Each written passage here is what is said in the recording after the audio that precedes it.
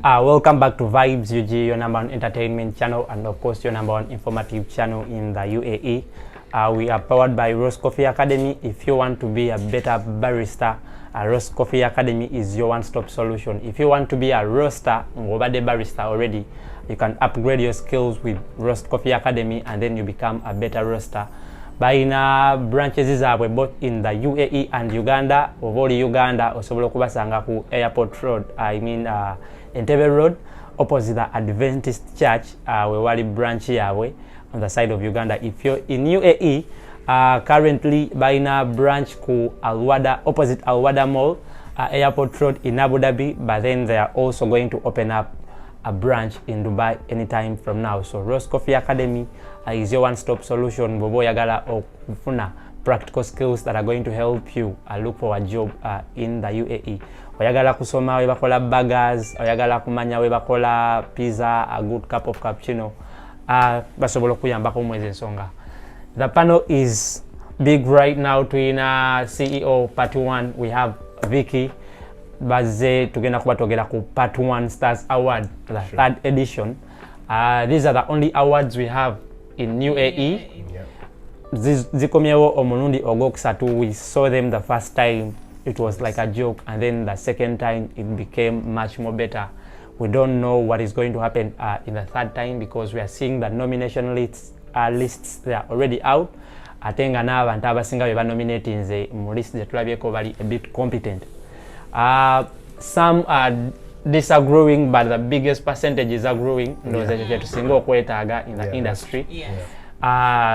Vicky ogenda kutwanjulira Vicky akolanga ni mu Part1 this time round, and then now we start from there. Okay. First of all, let me say thank you to those who have supported us from day one, and then I would love to thank Vibes UG for always supporting us.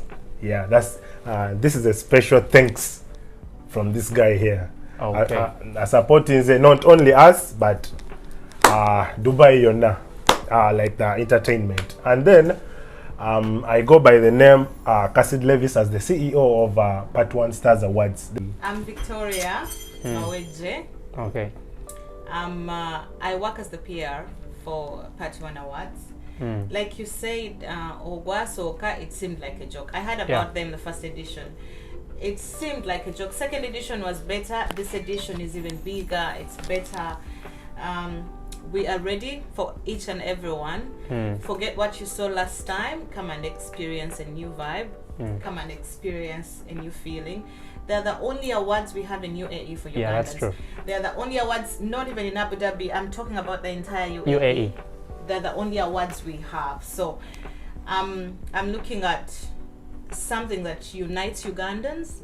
I'm looking at something that brings all of us together in fashion, in music, in culture. We unite as one, as Ugandans in UAE. So that's what we look at the Part1 Awards. Okay.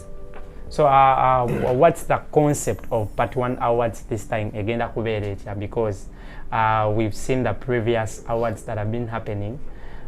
Tubade tuina ebintu bingi nnyo katinga ezakamala okugwaye. Twaina the nominees night, but the awards, they are almost approaching 17th of December. What is the concept like this time round? Majorly, tulina we haven't really. We don't want to limit ourselves. Okay. So we are not looking at one thing. We are looking at a variety of things. We are looking at fashion. We are looking at culture. We are looking, because we are all Ugandans, but we all come from different backgrounds. We have entrepreneurs.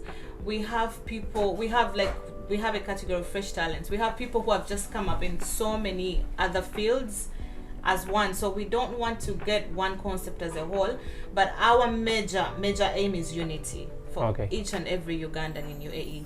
This is to unify us, to bring us together, to forget all the divisions, forget what Vibes UG did, forget what this one did. Come together, unify together as one, and do something that really, really boosts us as Ugandans in UAE.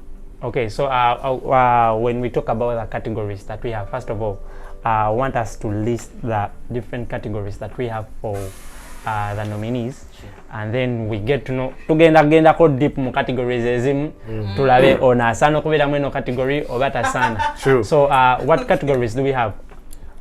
We have the supportive personality, Okay. best blogger, fresh talent, best media personality, best photographer, best cinematographer. KJ. And then we have the best DJ, best upcoming DJ, best fashion model male and female, best entrepreneur, best male musician, best female musician, and best makeup artist, best event and promotions group, best media platform, best host of the year, Okay. and best sportsperson, socialite of the year, Okay. and icon of the year. Okay, kuzino award mpuliramu awards ezimu empya ezeyongeddwamu in relation to awards enkadde zetwali tuyina. What are the new categories that we are having in these awards zetwali tuyina mu ziri eziwedde? The first 2 editions. Yeah, twakyusamu because twafuna remember we are doing this for the people, not we. Yeah. So the complaints we get, You work on them. yes, yeah, To like make us better as yeah, an organization. like for example, first and second mwalimu categories ezimu naye nga Twainanga categories nga nyingi naye nga ezimu teziri that relevant. yeah, that So was we my try point. to zero down to things that are more relevant and more important. I don't want to say there are categories that are not important, but if we look at relevance, waliwonga nga chirungi naye nga techiri that relevant. So we looked at minimizing the categories and coming out with the cream Yeah. of these nominations so that we don't dwell on. We could choose to say best outspoken person, not very good but not relevant. Yeah, so that's true. we try to come up with things that are relevant other than having 70 categories of so many nitty-gritties that are not really necessary. How do we come up with our nominees abali mu nominations kundi zino zetuyina? Like how do we come up with Like mwaba nominating amcha, did you reach out to them? Did you contact them? Okay, I'm being honest. Some I reached out, Okay. but there are some that are obvious that I didn't reach out to them. So nature cha becoming a little bit of a problem kubamu. Yeah. Eva bana Uganda tufuna kyekuja Yeah, naye mainly aba peer be nominating. I reached out. They were okay with it. Okay. Naye abamu abagana saba nominating. challenge awo wenyini challenge osinze kujijjawa mu bantu okubeera nominated abapya oba already abakadde abaliwo who feel they are already bigger than the awards. I think Vicky should go for that. Okay, let me go back to how these nominees were done. First of all, as an organization, you see the industry, you inform yourself, you have people that you reach out to nogamanti guno mwaka ani akoze nnyo mu media. Someone will tell you we have so and so, we have so and so, we have. There are people that come off head. Nogamanti media, I've seen Vibes UG do so much for this and that and that. No take no manyanti Vibes kwali. Then no reaching out no kubira omuntu no mugamanti. Njagala kunyambako. Which other media personality do you know? Nakuamanya. Then omuntu no, you reach out to each of those people. People, some embrace it. Omula nakugamba nze tonteekako nzijako. So if that person does that, we don't force them to stay. It's absurd. We should actually be able to just say, thank you so much for putting me on that category. Yeah. I'm open-minded. I'm going to support you in any way without necessarily twisting your hand. Bonga wabachagadi. Osobola okukubira omuntu nomugamba tukutadde mweno category nakugamba mba temsobola kunteeka mweno munzijemu. We've had those incidents. Yeah. And like I said, it's really absurd. Kuba we don't deal with tetwagala nnyo bias. Bw'obanga ffe tulabye nti ogwana wano, for now we are not trashing you. We are not saying you don't deserve here.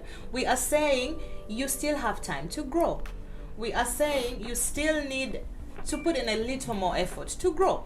Tosobola kutandika media house leero enchane kwa award. Yeah. It's laughable. I mean, it's a whole joke. Awards are not about tuzifudde cha kusekererwa because there are people who have worked to get where you want to get in a month or in 6 months, and realistically tuba tugamba nti waito saanawo, tuba tugamba nti kola nnyo otuukewo, tuba tugamba nti twala obudde bwo olabe ng'otuuka waawo, tuba tukugamba nti osobola okutuukawo naye tonnaba kutuukawo. However, most nominees have reached out and said nze oba tosobola kunteeka wali nzijamu.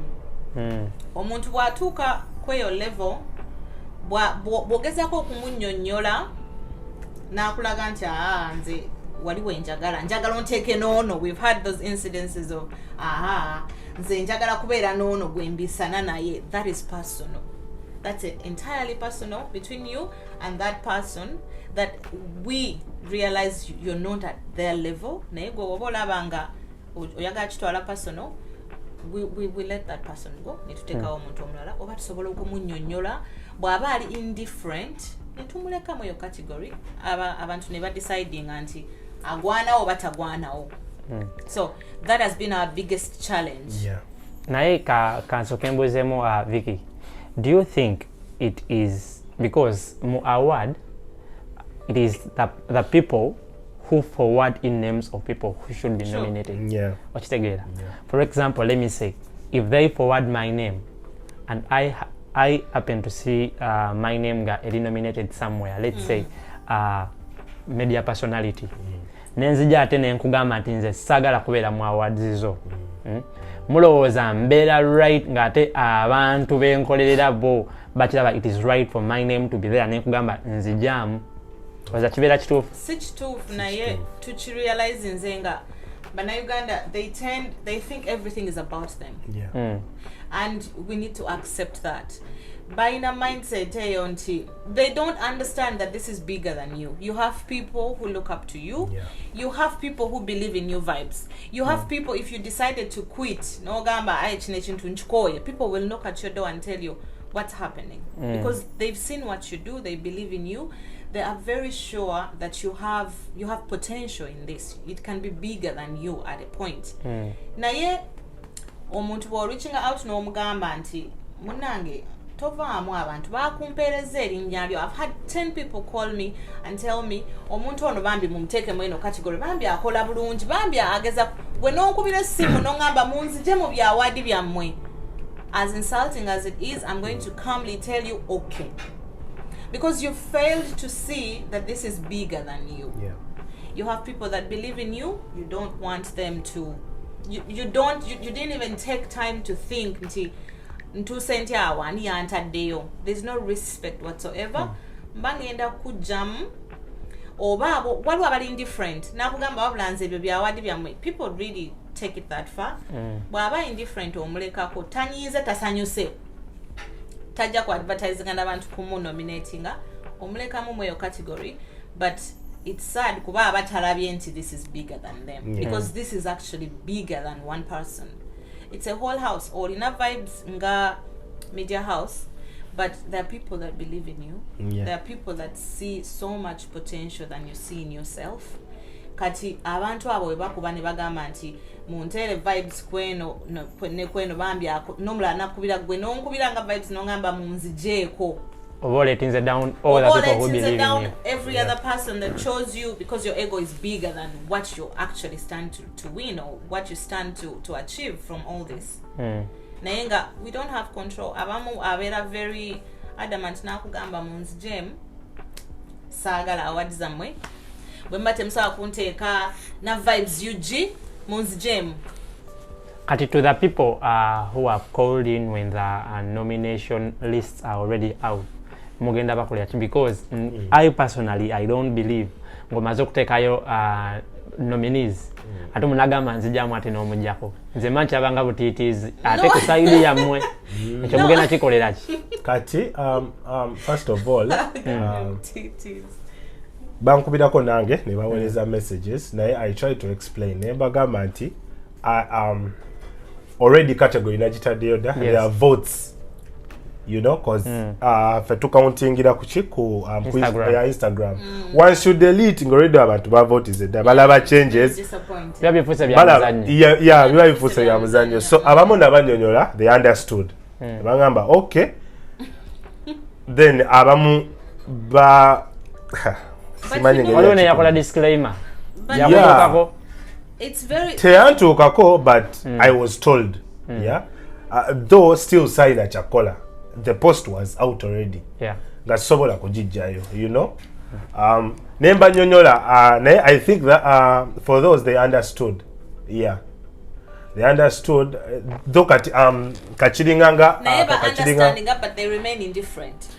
Like Haliao, yeah, so your muntu ta supporting na ye wadzatenga mwali elinyali kwegamba ta insistence nti mumujeko na ye, like they are very indifferent. Haliao tasanyuse tanyize kwegamba twe oba mfundako na video outrightly na kugamba mani munzijeko, but again their reasons are always very personal.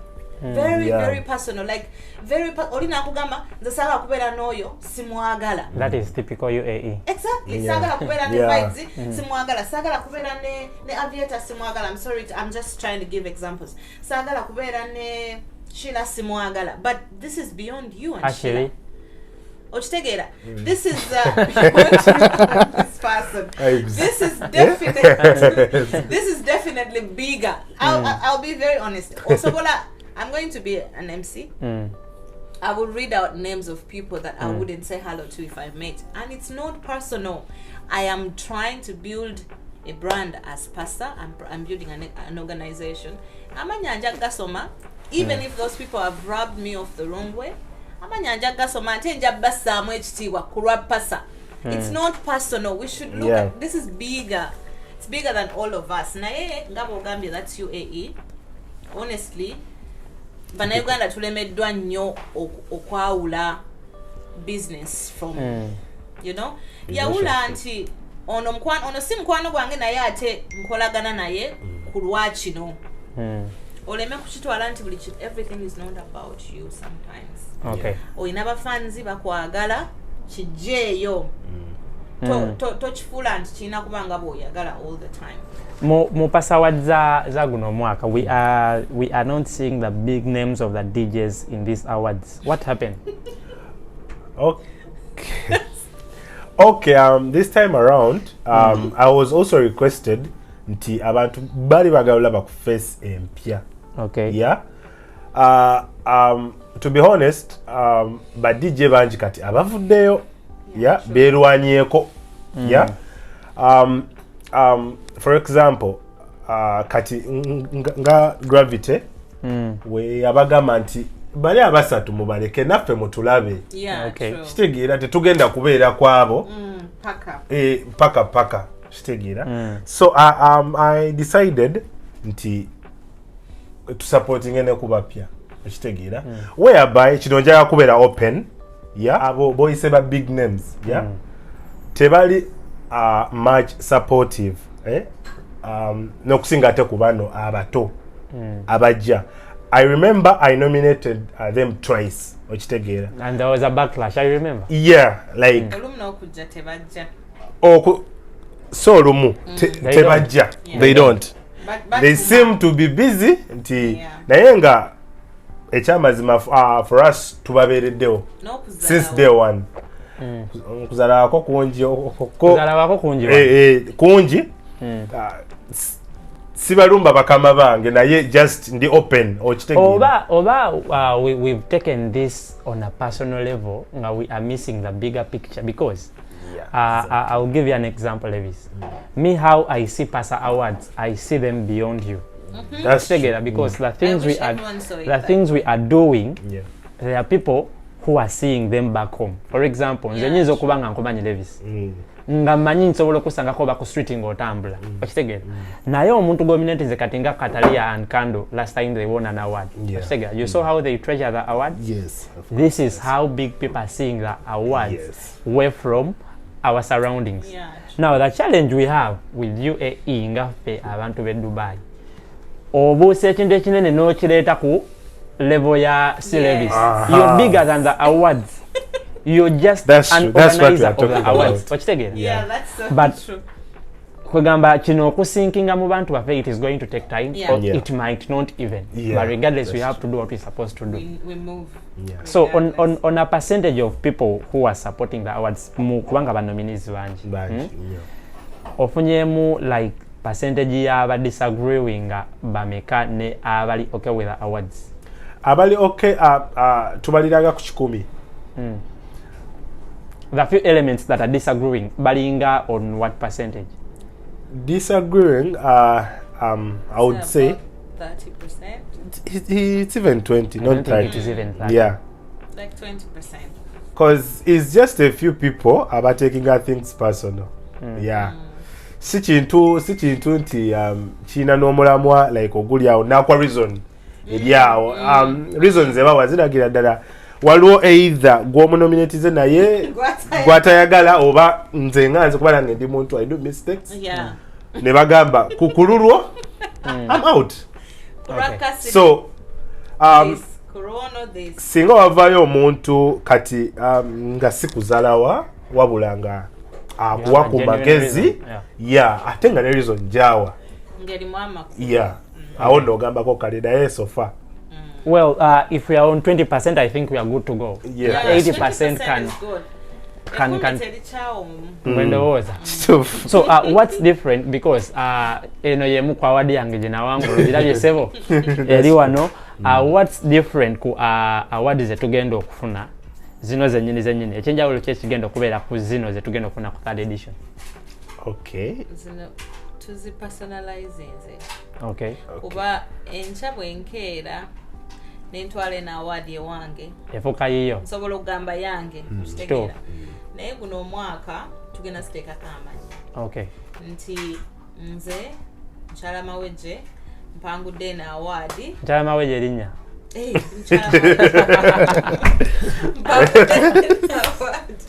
mpangudde eno award eriko mukyala mawejje eno eriko vibes UG Yeah. eriko C.Levi.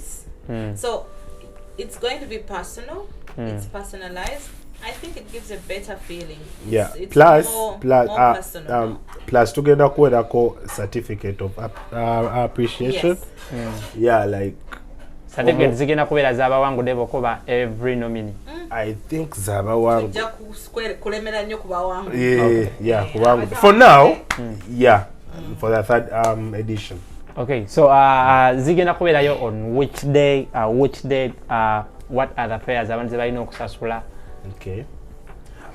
Zigenda kubeerayo nga 17th of December. Okay. Yeah. And then a VIP ticket will go for 150 and ordinary will go for 100 and nominees that will be 80. Okay. Wenyini, most people are saying why a nominee is paying. Kino kibuzo njagala kigenda ewo VKPR. Why a nominee is paying the money and yet some people believe it's with the nominees who are making money for you. Okay. Now to answer that, first of all, unlike the previous awards we've had, kuguno mnu tuina sponsor Okay. Boomerang Creatives. Yekagwe tuinanga sponsor waffe. So our funds are limited. Unfortunately or fortunately, unfortunately, our funds are very limited. So we are looking at each nominee as a brand. That brand has an opportunity to invest in themselves, to put an investment. We are not asking for full 150. We are not asking them to pay 100. We are asking them to give a token just to invest in themselves. Kubanga, in the end, PASA is we can't build them as a brand per se, but we are uplifting them as a brand. So we just need them to put a little token into the PASA organization to help bring these awards to life, because whatever they bring in, we use that to give out then the best of the best this year. Kati wetubasaba 80. I know it's a pinch to some, and it's already we've had a few complaints here and there, but we apologize. Unfortunately, we have to go there because this is part of them supporting us. In return, we are helping them uplift their brands. Okay. CEO. Yeah. Award category kijolabanga eri competitive nga bwogitunulamu olaba egenda kubeera nzibu okumanya ani awangula. Category ya best photographer eyo nzibu. Tulinako waffe za himself. Yeah. Zawa vibes. Wano. Tulinako fuel. Yeah, tulinako fuel. Tubaako ne tulinako Derek. Ne Fab Shot. Fab Shot has also done well. Yeah. Mwaka guno. We have like fuel has done well. Za himself is also doing good. Fab Shots is also micro on abuzemuko. Nectar is also doing good on the side of Abu Dhabi. I'm like, this one is a hard one. Yeah, it's hard because comments. Sorry. Let me call them votes. Yeah. Mpitirivu kweno. Erimu bisatu chinana mu something now. Oh, wow. Yeah. Bisa 385 comments. Yeah, and anyways, bonna balungi. But still, votes will tell. May the best man win. Yeah, me. Yes. Te category let's talk about female musician. Proud actually active. Proud ali active, though tali wano. Na ye I was requested too. Yeah, because yaliko wano fame jaina esinga yava wano. Yes. Yeah. And then botunulira mu music industry mu category yaba female wano tetwinawo bangi nga male. Yeah. So I had to fix whoever can, you know, like be nominated. Okay. In, yeah. So nga tuinamu Proud, tuinamu Neradi official, tuinamu Shami B. Shami B yo wali. Then ne Kanye Kanye Case. Aliruda wa Kanye Case. Ali waneno. Really? Yeah, I know her. She does music. She also she also performed Ewaram, her new song. Ewaram. When? Ram nga achali ku Silk. Waliwo omuwala oyo. Again, a child who does is best media personality. Yes, best media personality. Tuinamu Regan. No man, mulimu Nyondo Rosette, mulimu Josh Likings, mulimu Alban Series, mulimu Regan Bahasha. Okay, or your vibes? Yeah, that's vibes. Okay. Yo. Best media personality. It's tight. It's not difficult, but it's tight. It's very competitive. Tight because you're najifunamu kwa issues nyingi. Josh is doing well on the side of Abu Dhabi. Actually, he's like the biggest Josh, media linking in Abu Dhabi. Yes, Josh Likings is the biggest media entertainment wise the side of Abu Dhabi. Okay. Alinga katindoza vibes wa Abu Dhabi. Okay. Nyondo is doing good. Yeah, I've seen her show today. Different category, not so much entertainment, but she's there. Yeah, she's there. She's very nice. No man. She's creative. No man is okay. Urban Voice is okay. Regan, of course, your vibes. Yeah. He's okay. He's not okay. He's doing good. He's okay. They're all okay. Votes zijja kusalawo. So The winner takes it all. Votes zijja kusalawo. So Vicky, nga bwetusiibula abantu, what should people expect on the third edition of PASA Awards? The third edition of PASA Awards on the 17th of December. Yes. Everything that you think wasn't done correctly has been rectified. We've polished every single thing from the awards that we are going to give this time. Tezigenda kupana na wezi muchuse mukatino kasatu kakuoye CEO. We upgraded. So yes. This time, like I said, it's bigger, it's better. Tezigenda kola sense kubera nga nyina buno busita bwe buti buna. Tugenda Sure deal nino kutwala award. Ate kati best media platform. Really? So Dubai mwogere. It's bigger and better. Nekirala twagala, I need this to go out to every person watching. nga tuggalawo interview eno nti as Ugandans, let's learn to look at things at a bigger perspective. Yeah. Let's learn to look at things. This is bigger than Cassidy. This is bigger than Victoria. This is bigger than any one of us in the organization. This is what we have as Ugandans for awards. What we have now in UAE. So if you sit there and say Sija Genda because of Cassidy, Sija Genda because of Victoria, Sija Genda, then we kotogera weka and okotogera Ugandan as a community in UAE. I've seen other diaspora people doing it in other countries in Europe, in the US, and they come out to support each other regardless of their differences. So gula ticket yo nominee kwata echinane echo ochirete mupasa gula VIP ticket yo, come and experience a VIP experience. Come and have a good time. Come with your friends, come with your husbands, come with your boyfriends. I'm coming with my husband. So let's have time. Let's have a good time. Let's have fun together as Ugandans in these awards. Okay. Well, Vicky Ngawa Bagambye, PASA Awards, these are the only awards that we are having in the UAE. They are happening for the third time. There are some complaints that come through. Of course, a brand is still growing. Expect some faults somewhere. But each time that happens, they are making them bigger and better. Sure. Even the Grammys that you're seeing, Zebawana Sawazno, they started from somewhere. So let's leave things of personalizing issues into Olokuba Cassidy Omumani. Cassidy is not PASA Awards. He's just ahead. Chira chigenda kutuka. Chira chigenda kutuka nga ne ku organization committee toliko nga just overseeing. That's true. But this is something that is happening for us.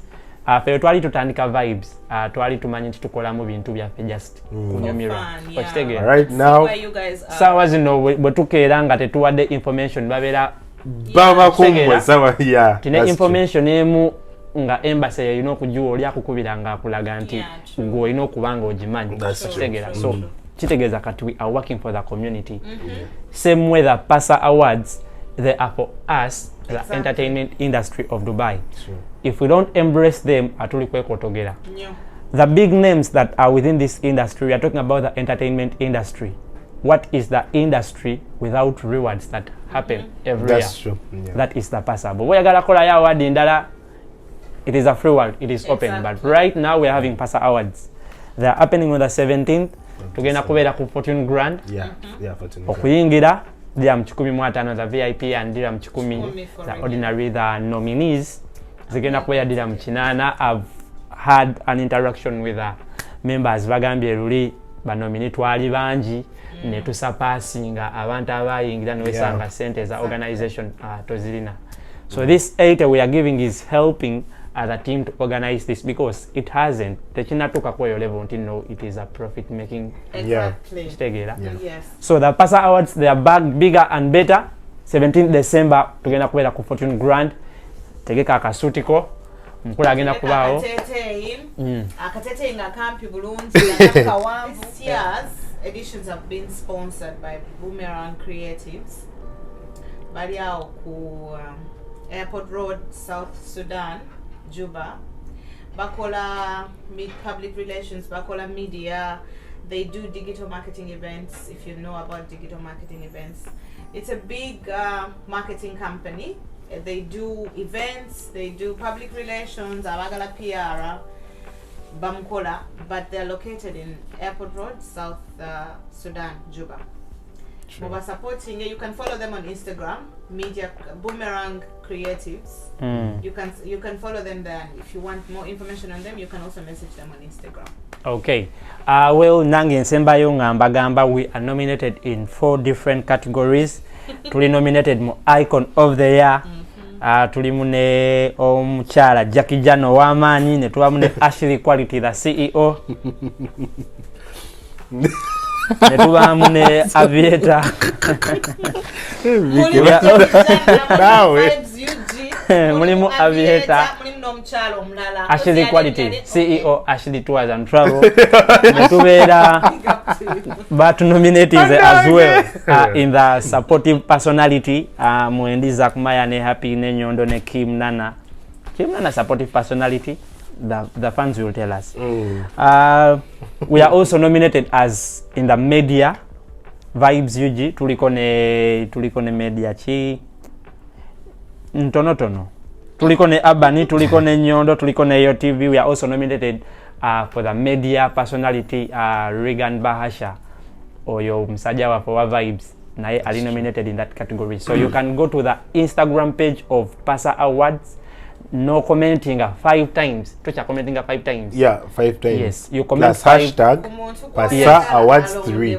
Yes. So genda ku Instagram ya Pasa Award or commenting hashtag Pasa Awards. You comment my name or you comment Regan's name on the post nyini eyaba nominee. And then we stand a chance of bringing these awards home. Mwatu waye muyino tugenda kunona endala nya tuziteke wano we munaba muzitu wadde. Yes, tugenda kusuka wano. We sign out, Pasa Awards. Patiwan Stars Awards, the 3rd edition on 17th December 2022 in Dubai.